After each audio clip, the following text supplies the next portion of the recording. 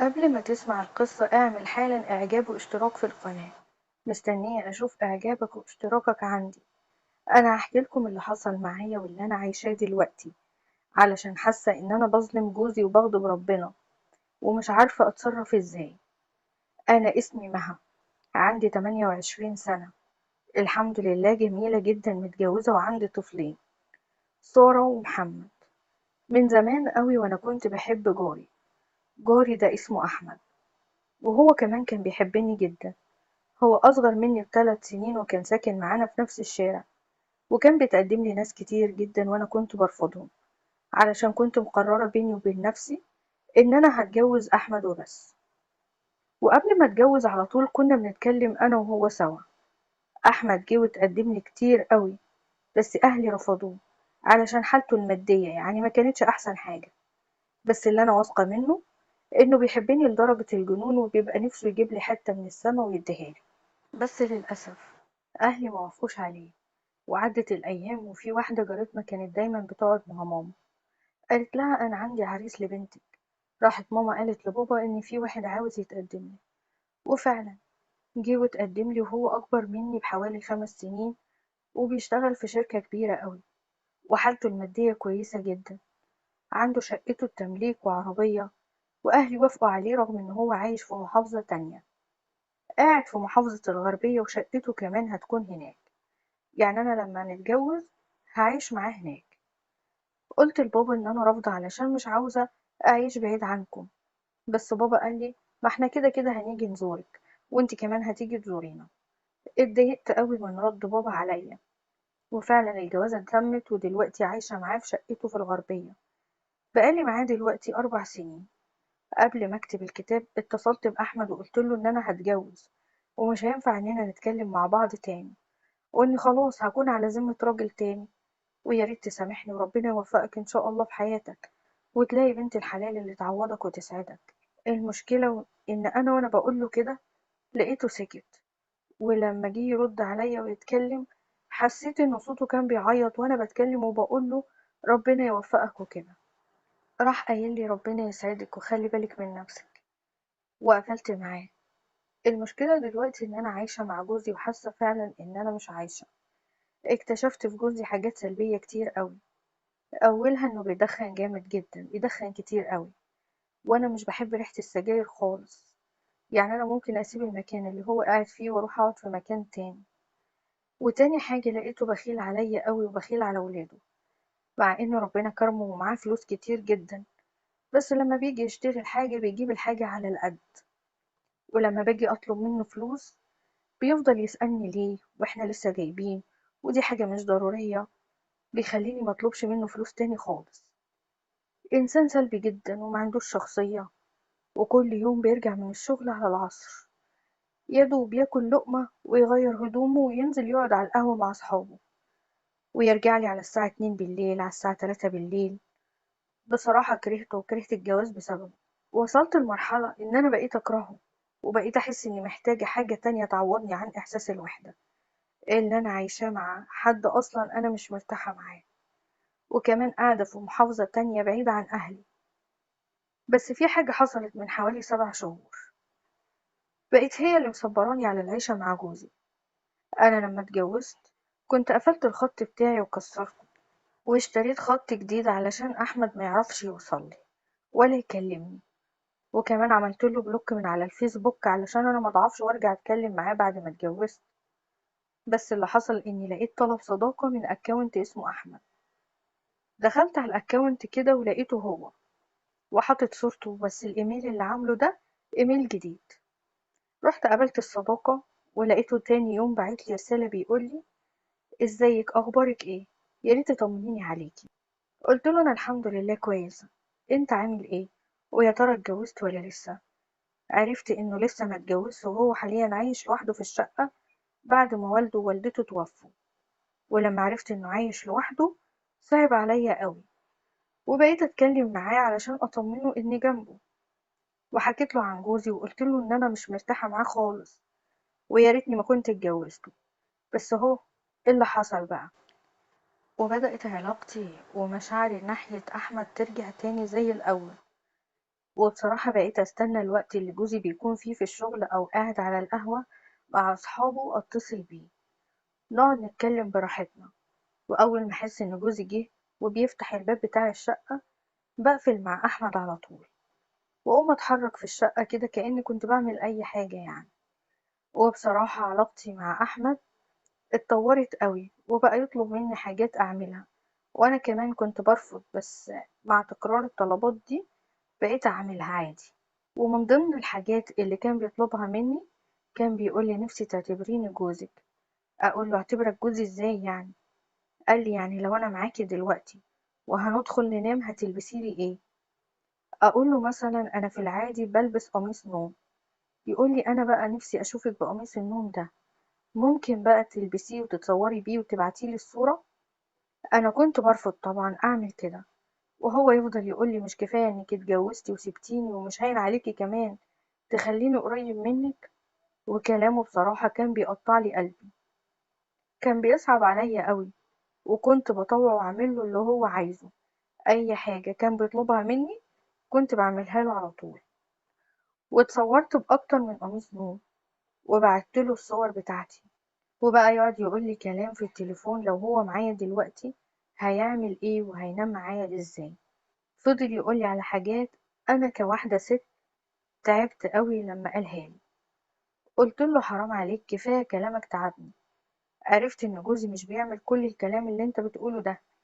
وبقيت احب كلام احمد معايا عن العلاقة قوي، بالرغم من اني متجوزة، بس كلام احمد معايا ليه متعة تانية، وبقيت احبها اكتر من وجود جوزي معايا. بالرغم انه بعيد عني، ومن حوالي شهر طلب انه يشوفني. قلت له طب هنشوف بعض ازاي وانا دلوقتي بقيت عايشة في اخر الدنيا في محافظة تانية بعيدة؟ قال لي ايه ده، هو انت مش بتروحي لاهلك؟ قلت له اه بروح لهم، بس يعني كل فين وفين، يعني في المواسم ممكن اروح مرة او مرتين او 3 في السنة. قال لي ودول بقى كفاية؟ قلت له اكيد لا، بس انا هعمل ايه؟ قال لي اعملي مشكلة واتخانقي مع جوزك بسبب الموضوع ده، وقولي له انك عايزة على الاقل كل شهر تشوفي اهلك، ولما تبقي تيجي القاهرة نبقى نتقابل انا وانتي. وفعلا بقيت ازن على جوزي كل شوية ان انا عاوزة اشوف اهلي، وبقيت اقوله ان هو حارمني منهم، لحد ما اتفقت انا وجوزي ان انا كل شهر هسيب الولاد واسافر ازور اهلي وابيت عندهم واقعد يومين كده وارجع تاني. وقبل ما اسافر بالظبط هعمل لهم الاكل وكل حاجة هما محتاجينها في اليومين دول قبل ما امشي يعني. اول مرة رحت عند اهلي وكلمت احمد وعرفته ان انا جيت خلاص. قال لي خلاص نتقابل في مكان معين وهو قال لي عليه. ورحت قابلته وقعدنا نتكلم سوا، واعترفت له ساعتها ان انا لسه بحبه وما نسيتوش، ولو الزمن كان رجع بيا تاني عمري ما كنت اوافق على الجوازة دي، بس هعمل ايه نصيبي كده. وخلصنا الكلام وجيت ماشية ولقيته بيديني علبة صغيرة، بفتحها لقيته جايب لي هدية، جايب لي حرف دهب، وكان حرف من اسمي، أول حرف من اسمي. فرحت قوي وكنت طايرة من السعادة. سافرت الغربية وأنا حاسة إن أنا مولودة من جديد، وحاسة إن أنا بعيش قصة حب جديدة، طبعا مع أحمد. وطبعا علاقتي بعدها مع جوزي قلت قوي، ده غير إني بقيت أتخانق معاه كتير جدا، لأني خلاص مش حابة وجوده ومش عايزة أعيش معاه أصلا، ومش بستفاد منه بأي حاجة غير الأكل والشرب، مش أكتر من كده. وكل مرة أروح لأهلي لازم أقابل أحمد نخرج سوا. بس الفترة اللي فاتت أحمد بقى يطلب مني إنه يشوفني في مكان لوحدنا.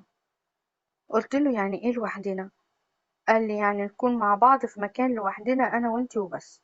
قلت له بص يا أحمد، مهما كان أنا واحدة متجوزة، أنا أنت ليك في قلبي معزة كبيرة وحب كبير قوي، بس إني أعمل كده مع راجل تاني مش جوزي، حتى لو مش بحب جوزي بس أكيد مش هينفع. قال لي ومين قالك إن في حاجة هتحصل بينا؟ كل الفكرة إن أنا عاوز أقعد معاكي براحتنا وتطمني مفيش أي حاجة هتحصل، أوعدك بكده. برضه أنا رفضت، بس من بعدها وأنا حسيت إنه زعل واتغير معايا قوي، وما بقاش يتكلم معايا زي الأول. اضطريت إن أنا أصالحه وأوافق على اللي هو عاوزه، وقال لي لما تيجي المرة الجاية تزوري أهلك بس مش هتباتي عندهم، قلت له ازاي يعني مش هبات عندهم؟ قال لي هتباتي في المكان اللي هنكون فيه مع بعض وتمشي تاني يوم. قلت له مش عارفة، هفكر كده وهبقى ارد عليك. ساعتها كان فاضل حوالي 10 ايام واروح ازور اهلي، وانا طول الوقت ده عمالة افكر في الموضوع. انا عن نفسي نفسي اكون معاه قوي، وفي نفس الوقت خايفة وقلقانة. وقبل ما اسافر بيوم عملت لهم كل حاجة في البيت ممكن يحتاجوها، علشان مش عاوزة حد يتصل بيا المرة دي وانا هناك. وسافرت، رحت قعدت عند اهلي وسلمت عليهم، بس عرفتهم ان المرة دي هرجع في نفس اليوم بالليل. وعملت كأن جوزي بيتصل بيا وبيكلمني وبيقولي ان انا ابني تعب وسخن وانه وداه المستشفى، يعني علشان يقتنعوا لما اقولهم ان انا لازم امشي. وفعلا عملت كده ونزلت من عندهم الساعة 7:30، ورحت متصلة بأحمد وقلت له ان انا نزلت في الشارع دلوقتي، وقلت له هشوفك فين. راح قال لي على مكان معين كده استنى فيه. وفعلا فضلت واقفة مستنية حوالي 10 دقايق ولقيته معدي عليا بالعربية، ورحت ركبت معاه. فبقول له عربية مين دي؟ انا كنت عارفة ان هو مش معاه عربية، دي عربية شكلها غالي قوي. قال لي دي عربية واحد صاحبي اللي احنا رايحين نقعد عنده دلوقتي. قال لي صاحبه ده اهله مسافرين في الخليج، والشقة ديت هم فرشينها وقافلينها على طول الوقت، ولما بيجوا مصر بيقعدوا فيها. احنا بقى هنروح نقعد في الشقة دي. قلت له ماشي، بس على فكرة انا قلقانة. قال لي ما تقلقيش، مفيش حاجة. المهم وصلنا لمصر الجديدة ونزلنا عند العمارة، وطلعت انا وهو الشقة، وكانت في الدور التاني. كانت مساحتها كبيرة قوي، اول مرة في حياتي ادخل شقة كبيرة قوي. المهم دخلنا وراح قافل الباب. قلت له ده صاحبك ده بيعزك قوي، وباين عليه مبسوط علشان يديك مفتاح الشقة كده، ده اكيد بيحبك. قال لي ده اخويا وحبيبي، احنا الاتنين اكتر من الاخوات. وصلت انا واحمد الشقة الساعة 9 بالليل، وانا كنت خايفة ان جوزي يتصل بيا في الوقت ده، مع انه مش متعود يتصل بيا وانا عند اهلي. بس برضه كنت شايفة وكنت خايفة، وقلت استنى كمان 3 4 ساعات كده واروح متصلة بماما علشان اطمنها ان انا ابني بقى كويس، علشان ما تتصلش بيا بالليل او تتصل بجوزي تسأله على الواد. المهم دخلت وقعدت، وكان الجو حر قوي في الشقة لانها كانت مقفولة بقالها فترة كبيرة قوي. وانا بصراحة كنت عاملة حسابي وجايبة لبس علشان ابات بيه مع احمد، رغم انه قال لي ان مفيش حاجة هتحصل بينا، بس طبعا انا مش مصدقاه. المهم اخدت هدومي ودخلت الحمام واخدت شاور ولبست قميص لون اسود، ولبست فوقه عباية بيتي، وخرجت من الحمام ولقيت نور الشقة كله مطفي. اتخضيت، رحت ندهت على احمد بسرعة. قال لي ما تخافيش انا جنبك. ولقيته جالي وراح واقف قدامي وانا واقفة قدام باب الحمام والنور مطفي، وراح ماسك ايدي وقرب مني وخدني في حضنه، وفضل يبوسني ويحضني كتير. وانا طلبت منه ان يبطل اللي هو بيعمله ده، وانا عمالة اتكلم وهو كأنه مش سامع مني اي حاجة. انا عذراه علشان هو مش متجوز، وما صدق ما الاقي واحدة معاه في مكان لوحدهم. في اليوم ده حسيت قد ايه ان هو بيحبني. قررت اني اساعده وما خليهوش نفسه في اي حاجة، وقلت اعوضه عن اني سبته واتجوزت واحد تاني. وخدني ودخلنا الأوضة، وأول ما دخلنا لقيته قرب مني وحسيت إن في حد بيفترسني، وأنا عمالة أقوله كفاية واهدى وما تعملش كده، وهو ولا كأنه سمعني. وحصل اللي أنا كنت خايفة منه، إنه يعمل معايا علاقة زي جوزي. على قد ما أنا كنت حريصة إن ده ما يحصلش، بس غصب عني ما قدرتش أقاوم ولا أستحمل. بدل ما كنت المفروض إن أنا أمنعه من إنه يقرب مني، لقيت نفسي بقربه ليه علشان يعمل معايا كده. وفعلا بدأ يعمل معايا كده وكأنه جوزي بالظبط، وفضل معايا حوالي ساعة. خلاني أحس إن أنا أكتر واحدة سعيدة في الدنيا. ما كنتش متخيلة إن العلاقة معاه متعة أحلى مليون مرة من العلاقة مع جوزي، واللي أنا بحس دايما إن هو لما يجي ينام جنبي إنه جاي ينام معايا تأدية واجب مش أكتر. بعد ما خلصنا وقمنا ودخلنا الحمام واستحمينا، وبعدها لقيته جايب لنا عشاء. واحنا بناكل لقيته بيتصل بصاحبه وبيشكره على الأكل اللي جابه.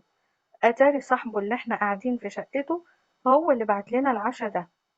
وبصراحة كان عندي فضول جامد قوي اعرف صاحبه ده او اشوفه على جدعنته مع صاحبه وكرمه. المهم خلصنا العشاء ودخلنا اوضه النوم تاني. احمد شغل التلفزيون وقال لي تعالي نقعد سوا. قعدت معاه على السرير وفي الوقت ده افتكرت اكلم ماما. كانت الساعة ساعتها 12 بالليل. قلت له ثواني هعمل تليفون وارجع لك تاني. خرجت من اوضه النوم اتصلت بماما وقلت لها ان انا وصلت يا حبيبتي والولد بقى كويس دلوقتي وروحت وهنام دلوقتي. وقفلت معاها ودخلت لأحمد أوضة النوم وكان قاعد على السرير قعدت جنبه. راح واخدني في حضنه وكان نور الأوضة مطفي والتلفزيون بس هو اللي كان شغال وأنا في حضنه وعمالة يحرك إيديه. فبقول له هو أنت إيه إحنا لسه كنا نايمين مع بعض. قال له إيه يعني ننام تاني. قال لي هو جوزك مش بينام معاكي مرتين ولا تلاتة. قلت له لأ ده لو نام معايا مرة يبقى خير وبركة. قال لي خلاص ملكيش دعوة بيا وخليكي معايا. وبدأ يعمل معايا نفس اللي كان بيعمله من شوية. كنت مستمتعة معاه قوي لدرجة إن أنا ما كنتش عاوزة الصبح يطلع علشان ممشيش وأفضل في حضنه. تاني يوم قلتله إن أنا همشي علشان مش هينفع أقعد كل ده برا. قال لي هتوحشيني قوي. قلتله وأنت كمان. ومشيت من عنده وأنا طايرة من السعادة. حسيت إني كنت عروسة امبارح وكان يوم دخلتي. أول ما وصلت البيت في الغربية حسيت بكآبة غير عادية. حاسة إن أنا عاوزة أرجع تاني. حسيت إن أنا شهر كتير قوي على ما أشوفه تاني وأقعد معاه. قعدت أفكر في فكرة تخليني أروح عنده كل كام يوم. جت في دماغي فكرة إن أقول لجوزي إن ماما تعبت وما بقتش تقدر تعمل حاجة في الشقة ومفيش حد هناك يخدمها. اتفقت معاه بدل ما كنت بروح لها كل شهر لأ بروح لها 3 أيام. اتفقت معاه إن أنا هروح لها كل 4 أيام كل أسبوعين. هروح أقعد معاها يومين. وجوزي وافق على كده.